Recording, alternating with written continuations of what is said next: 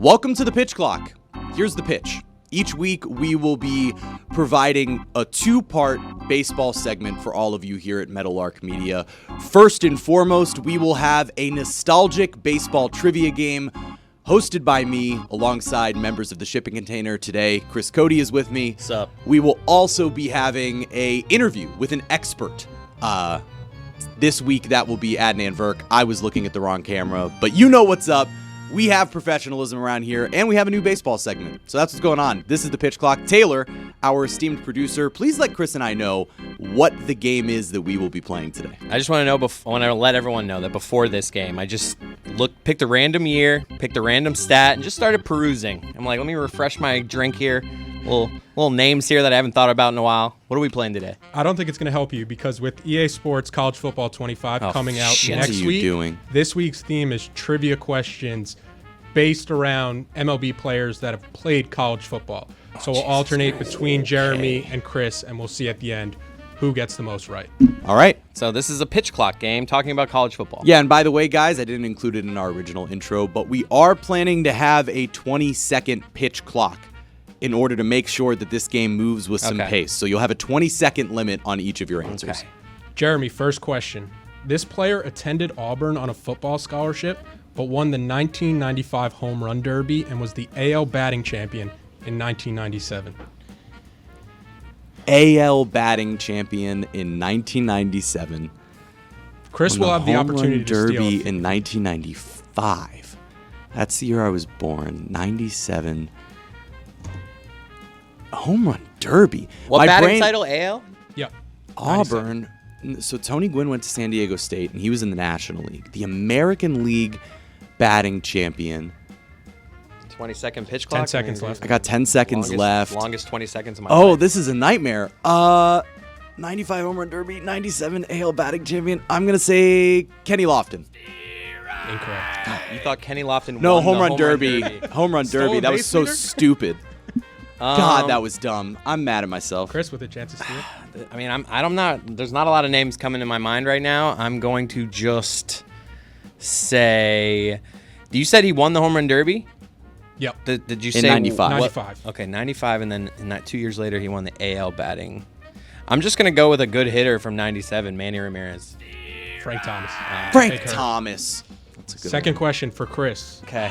This player would have back-to-back 1,000-yard receiving seasons in 05 and 06 and would later make his MLB debut for the Cubs in 08. I'm going to need you to re-ask that because while you were saying it, I was realizing what a bad answer that was by me because I had Manny Ramirez playing college football. Yeah, that was somewhere. somehow actually worse than my Kenny Lofton answer, which I didn't know was possible.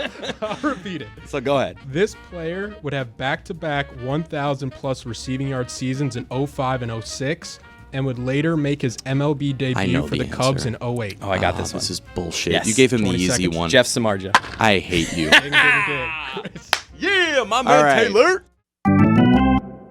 And now our baseball expert is joining us, Adnan Virk of MLB Network. Adnan, thank you so much for taking some time to join us ahead of the MLB All-Star Game next week. I'm sure you're a very busy guy at the moment. Of course, Jeremy. My pleasure, man. I cannot wait to fly down to Texas and deal with the 97 degrees and the humidex, which feels like 110. But God bless air conditioning. Globe Life Park will be air conditioned. And I'm excited. I'll be with Harold Reynolds and Albert Pujols and Adam Wainwright. So a lot of St. Louis flavor with me, but it's going to be fun, man. 34 first-time All-Stars in the All-Star Games. It's going to have a different feel. It's not like those old veteran names, a lot of new blood in there, but I'm excited, man, because some of those new guys you feel like will be perennial All-Stars, like Gunnar Henderson, like Bobby Witt, and so on and so forth. So I hope Paul Skeens gets a start. That'll be really cool if we see that for the National League, but we'll see. It's going to be a lot of fun next week. It would be amazing to see him get that start. And you actually led me right into our first question because obviously the casual baseball fan knows the names like Shohei Ohtani or Aaron Judge, maybe a Mike Trout. But who are some of the All-Stars this year? If you can think of one All-Star this year who is a name that you think the casual baseball fan should know that they might not? So I'll give you a few as far as the nominees in terms of the Oscars, which I know and love. Then I'll give you my actual answers. So you're saying non-Judge Ohtani. So my first answer would be Soto, because to me he's number 2 in MVP voting. He's had a phenomenal year. He reminds me of like a basketball player, a guy who can be 40% from three, 50% from the field, and 90% free throw line. That's like Soto when he hits 300, his on base is 400, his slugging is 500. The guy's been amazing. OPS over 1,000. For me, him and Judge very much 1-2 MVP conversation. But again, you're talking casual fans. Everyone knows who Juan Soto is. So I would say Gunnar Henderson receives votes because in his second season, I promise you, Jeremy, check the tape. I said he's going to win MVP because I said a little Orioles flavor, Cal Ripken flavor. In his rookie season, Cal Ripken was named Rookie of the Year. And then in the second season, he won the World Series and won MVP. I said maybe Gunnar Henderson will do the same thing. Rookie of the Year last year, inaugural campaign. And this year he's going to win MVP and the Orioles will win the World Series. So Gunnar was my pick. He's been tremendous. Bobby Witt's another name who, again, I think casual fans go, yeah, okay, Royals been a surprise story. They're in the wild card mix. Nobody's expecting that. They lost 106 games a year ago. But Bobby Witt's a spectacular player. And he and Gunnar Henderson right there in top 5 and war in the American League. But my actual answer to you is Jose Ramirez. He is the perennially underrated superstar player. Every year he's a top 5 MVP guy. He is going to his 6th All-Star game. It's his 3rd time starting the All-Star game. And I think if you ask baseball fans who the best players in baseball are, you wouldn't get to Jose Ramirez right away. He's been an underappreciated superstar for a long time. So that's my pick. Cleveland right now, nobody expected them to be first place in the Central with like a healthy 6-game lead over the Twins. They also have, last year they hit 124 home runs total the whole season, last in baseball. This year it's at 108, which is tied for 8th in baseball. Josh Naylor's been awesome. Stephen Kwan has been fantastic. He's also one of my favorite players, lead the American League in batting average. But for me, it's Ramirez, who never gets enough pub. Jose Ramirez is not only cementing himself as one of the great hitters of this generation, but maybe one day further down the line, and we'll have a conversation about that wind tunnel in right field. I saw a really interesting TikTok about how that all changed. But you already mentioned some of the main all-stars, some of the guys who did make it. Who, in your case, has the greatest case for being called a snub? Just like the Oscars, right? It's the favorite thing. Literally, the nominations come out, and within 5 minutes, they go, who got snubbed? Who's the biggest snub? Emmy nominations coming out next week. I can't wait. Who's the biggest snub? So similarly in baseball, it got to me rather quickly. Christian Walker is having an outstanding season for the D-backs. Ton of power, ton of slugging percentage. Was not named. My pick personally is Mason Wynn of the St. Louis Cardinals. Cardinals right now are not a great team, but they're a playoff team right now in a very mediocre, watered-down National League. And Paul Goldschmidt's not having a good season. Nolan Arenado's not having a good season. Why are the Cardinals even above 500? It's not like their pitching's outstanding beyond Sonny Gray and the other guys they picked up, Lance Lynn, et cetera, Kyle Gibson. It's because of Mason Wynn. As a rookie, he was told, you're going to start at shortstop, premium position, okay? Ozzie Smith, we're going way back. And all I do is win, win, win. Mason Wynn has been awesome for them. To me, he should be an all-star. I think when it all shakes down, maybe he ends up making the team. I worked with Cliff Floyd last night. Cliffy said to me, Francisco Lindor, which is an interesting pick as well, because ever since he got moved up in the order, he's been great with driving in runs. And, for the Mets, the one all-star is Pete Alonso. I would have argued Lindor should be the guy, but there's 3 that I'm picking. And here's one which will surprise you. And I looked at the numbers. Craig Kimbrell, he actually has a 2.1 ERA. What happens with Kimbrell is he's a couple of bad performances. Everyone goes, oh, God, here goes Craig Kimbrell again. But he's a likely future Hall of Famer, 2.1 ERA. I believe the strikeout per 9 is around 10 or 11 strikeout per 9. He should have been there ahead of Clay Holmes, the New York Yankees, at least for me. So there's a few of my snubs. Christian Walker, Mason Wynn, Lindor, and Craig Kimbrell. Chris Cote leads 1-0. So headed into round 3. Question number 3, Taylor, hit me with it. So wait, Frank Thomas played at Auburn. Yep. Fun. He got hurt. The big hurt. Yeah. We all. All right, Jeremy, this 4-sport star was the nation's leading punt returner in both 1939 and 1940 and still holds UCLA's record for 12.2 yards per carry. What year? Jackie Robinson. Jackie Robinson, Okay. yes. Oh, let's go. Evens All it right. up. Thank goodness. I was a little bit worried that you were setting me up for consistent failure and then giving Chris the easy ones. Yeah. I play it You can do that right if you down want. the line. I'm down for that. Chris to take the 2-1 lead back. Okay. This player spent all 17 years with an NL West team, but was Tennessee's quarterback before Peyton Manning took over primary quarterback I know this. duties. I know this one. You do? Yeah, I do. Todd Helton. Good old Rocky Top. Damn. Luckily, mine so far, those 2 are just kind of ones I knew. I didn't have to do a lot of deep thinking on that. So through 4 rounds, we have 3 correct answers thus far. One of our mutual favorite stories this year has been Chris Sale.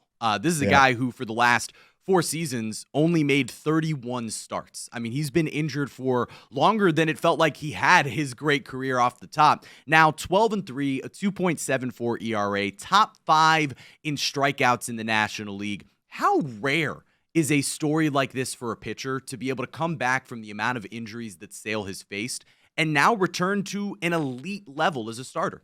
Yeah, it's a great point, Jeremy. You do not see it. Now it seems very commonplace. A guy gets Tommy John and say he'll be back, and you go, okay, maybe. And then 2-time Tommy John, he'll get back, and I'll go, not necessarily. There's a very small list of guys who come back from 2-time Tommy John, Nathan Eovaldi among them. We've seen Walker Buehler, his struggles for the Dodgers, 2-time Tommy John. So to your point, the injuries do accumulate. And for Sale, when he got traded, I kind of chuckled. I said, he'll be remembered for a lot of things. One, that unorthodox motion is just all limbs flying at you, tall and skinny. He'll be remembered for the fact he cut up the White Sox jersey. He was mad about how hot it was and comfortable he was. And he'll be remembered for the fact he was big time for them in the World Series. There's no question about it. But he's been oft injured. You're right. It's been a long time since Chris Sale has been dominant the way we expect him to be. And I said, he's being traded on reputation. And Vaughn Grissom is who they got. Who's a great guy. I met him in spring training. Unfortunately, he's been hurt. When he has played, he's been ineffective, but hopefully he's got a good career ahead of him. But I say that's a good move for Boston. Sale's never going to be the guy he once was.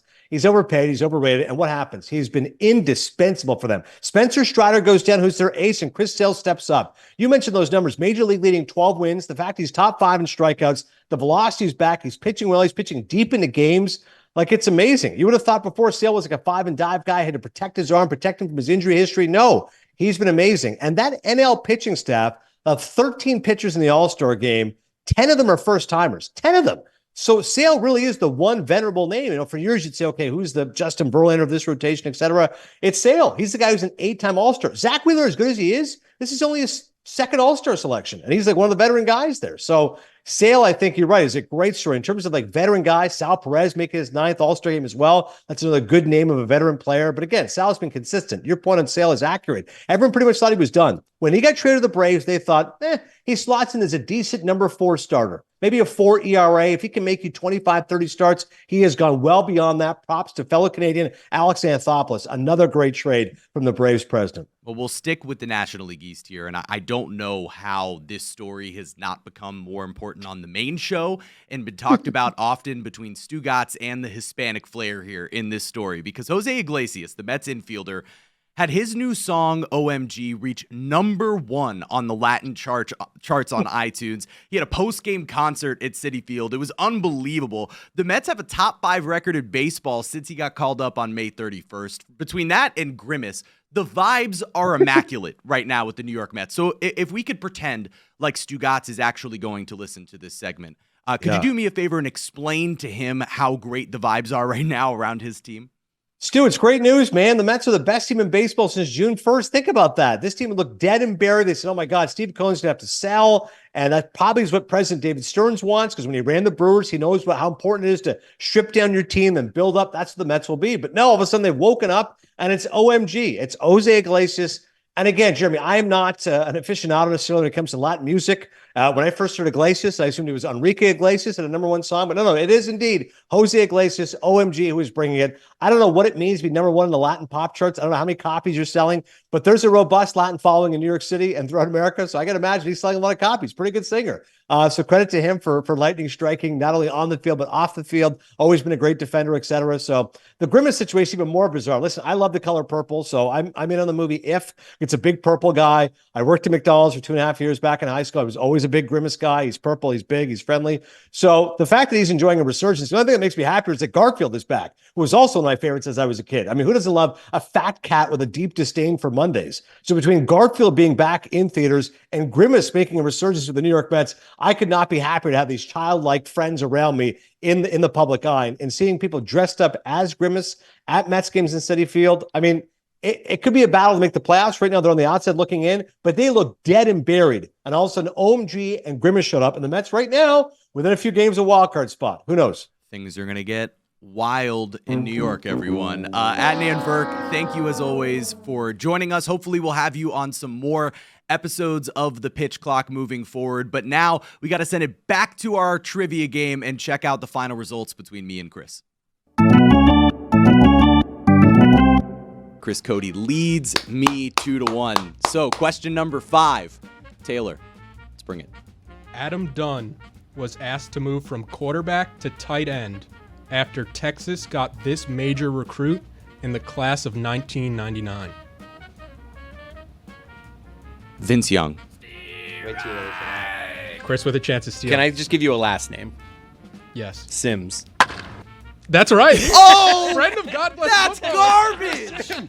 That's garbage. Just a last name. All right, Chris leads 3-1. Do I even have a chance of a comeback Which here? Sims was it? It's Chris. Nah, Of course I knew it's it. Chris Of Sims. course it's Chris Sims. God. Couldn't be Phil. I mean, I guess it's Vince dormant. Young's a little early there, Yeah. huh? Yeah, Vince Young's a little early.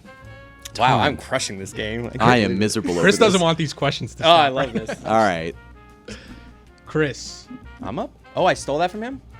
Yes, I believe. Okay. No. No. Right? No, Did that you? was Jeremy's question. Yeah, because Yeah. I said Vince Young, and then you Oh, okay, stole my it. bad. Oh, Yeah. God. An opportunity to take a 4-1 lead for Chris. After winning the national championship in 1994 as Nebraska's punter, this player would become a 2-time All-Star and win a World Series in 2002 with the Angels. I have no clue. Darren Erstad. It's Darren. Get out of here! What is happening? That's just the That's the name that- first angel that I could think of. Literally, that was the first just angel. I like- thought that would have been my guess if you didn't guess it. I was like, I could see him being a punter. Oh, my God. Oh, let's go. All right, so after 6 rounds, Chris wins the game. Wow. 4-1. I was absolutely annihilated. Yes. All right, that was pilot number 2 of the pitch clock. I stink at trivia. Chris Cote wins. My God, that was frustrating. Where did you pull that out That of was your that ass? was Darren unbelievable. I was just like, angel. you do Yeah, that was that? the only angel I could think of. Troy Gloss wouldn't have been a punter. Tim Salmon would have I been did a punter. Tim Salmon. I guess Tim Salmon when he gave that to me. Man. Wow.